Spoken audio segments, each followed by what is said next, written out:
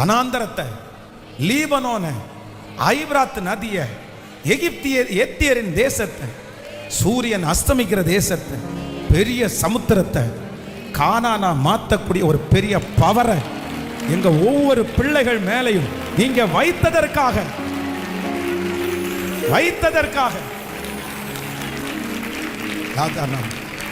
இந்த சத்தத்தை கேட்கிற பிள்ளைங்க, இங்க சுற்றி உங்க வார்த்தையை கேட்டு நிக்கிற பிள்ளைங்க, ஒவ்வொரு வேற மேல ஒரு கிருபை மட்டும் வச்சிருக்காங்க ஐயா. இந்த கைகளை பாருங்க ஐயா, இந்த கரங்களை பாருங்க ஆண்டவரே. இந்த கைகள் நிறைய ஓட்டையான கையா இருக்குது. இந்த கை ஏமாந்த கைகளா இருக்குது. இந்த கை நிறைய தெரியாத கையா இருக்குது. இந்த கை நிறைய கைகளில் பொத்தலான கையா இருக்கு ஐயா. சம்பாரிச்சு இழக்கிற கையாவே இருக்குது இந்த கை.